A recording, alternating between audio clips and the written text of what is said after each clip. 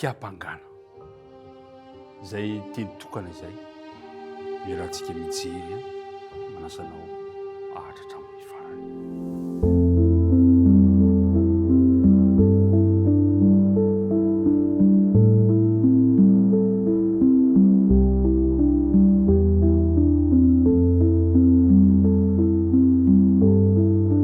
Ampifaliana indray no hifankahitana tava aminao amin'ity maraina ity. Mino aho fa samy natory isika rehetra ny men'Andriamanitra hery dia tafaraka indray ankehitriny.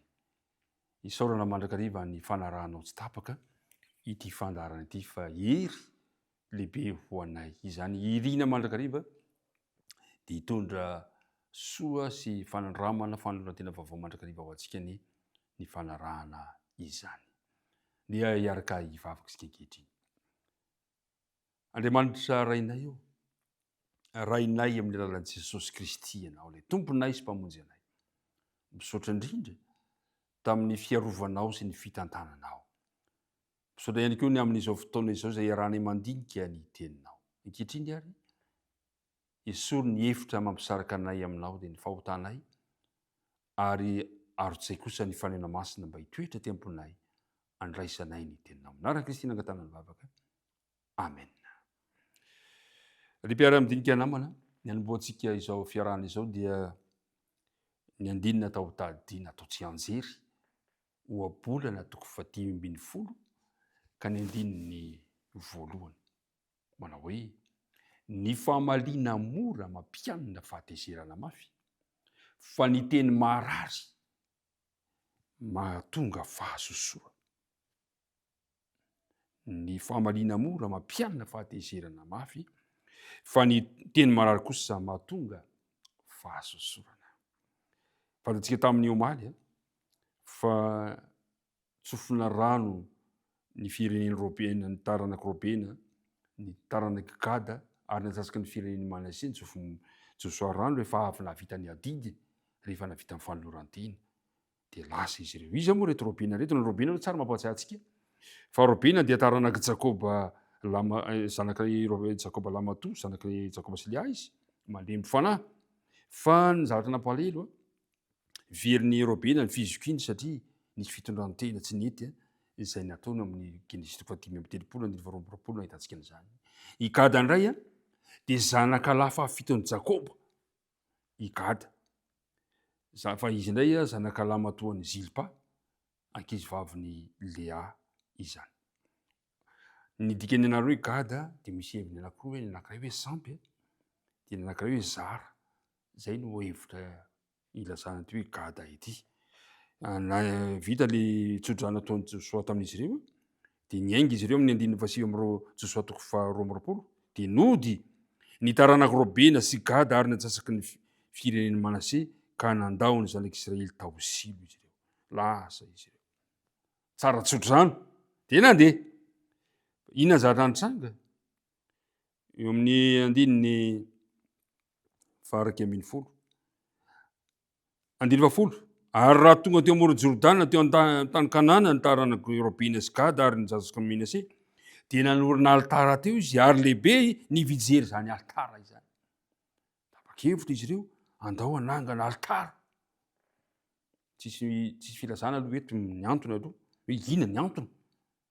Fa dia nanangana izy ireo azo antoka fa mba ho fahatsiarovana izany zavatra izany. Tsy nilaza zany moa ny fanambarana eto. Fa ny andininy 11 ary ny zanak'Israely nareo hoe indreo ny taranaka Robena sy ny Gada ary natsasaky ny Manasia, fireneny Manasia efa nanorina altara ao an-tsisin'ny tany Kanana eo amoron'ny Jordana anatin'ny tany ny zanak'Israely. Ary noho nyreny zanak'Israely zany dia niangona tao silo ny fiangonana ka dia ny zanak'Israely rehetra mba hiakatra hiady aminy. Hitantsika eto fa eo amin'ny andininy voalohany dia voalaza hoe ny Robenita, ny Gadita sy ny sisa. Fa tsy zay dia hita fa hoe ny taranaka Robena, taranaka Gada, ny atsasaky fireneny Manasia. Zany hoe toa ohatra nisy fihavana sady toy ny hoe tsy zanak'Israely intsony izy ireo fa ahitandreo azy. Tena neny resaka Ny fitenena hoe fiangonana diany zanak'Israely dia toa manondro foko 7 sy natsasaky ny foko Manase izay tavajanona taty andrefan'ny Jordana. Zany hoe toa ohatran'ny nisongadina sady eto ny elanelana eo amin'ireo vondrona anankiroa reo, kanefa iray ihany izy ireo fa noho ny toe-javatra izy dia ny ray tena ampitany Jordana, ny anankiray dia ampitany Jordana, kanefa toa ohatran'anjary toa nisy elanelana. Petraka fantaniana mbola isan'ny fokony Israelita ve? Ny fokony Gada sy fokony Robena ary natsasaky ny firenena Manase. Isika ny eritreritra fa toa mba fiafarana mahafinaritra ny fiainana reto vahoakan'Andriamanitra reto. Zany nandrandraina satria efa tafiditra ny tany nampanantenaina izy ireo.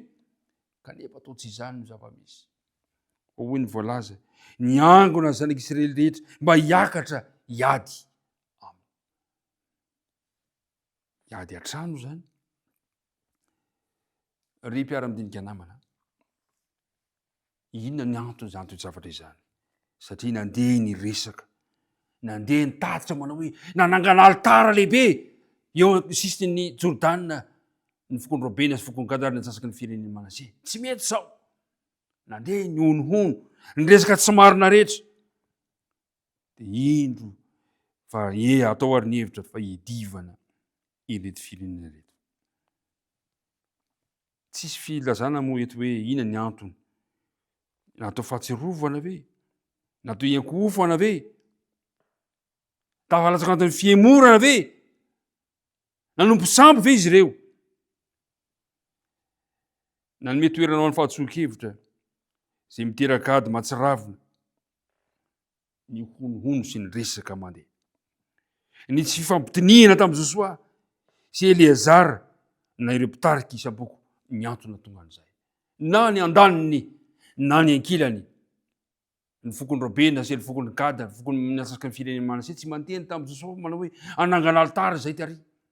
Na ireto zanak'Israely rehetra tsy mananontany hoe inona ry Josoa, inona ry Eleazara, ny antony zao toy zavatra izao.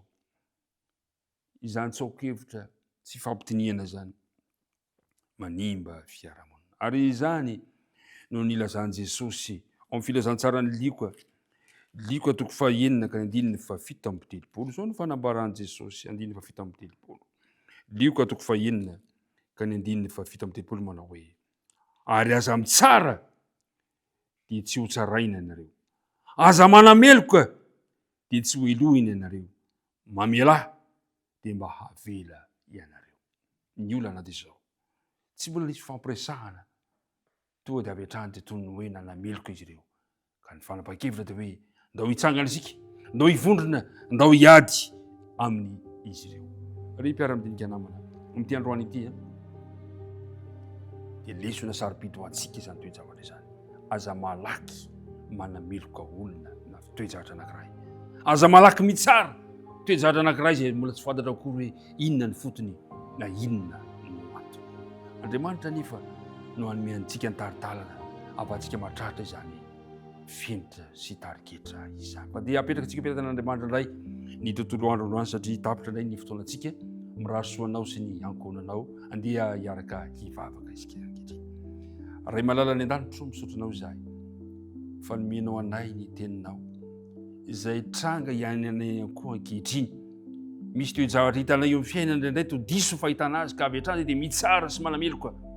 Ampio izahay Andriamanitra tsy hanao izany toe-javatra izany fa makafaka, andinika aloha, ifampiresaka milo. Apetraka ampitananao ny tontolo andronay androany, mba ho tontolo andro mba hahafahanay miaraka aminao indray, aza mahafotombo na mahasaraka anay ianao. Ny vavaka tonoina sy angatana aminara Jesosy lery ihany. Amen.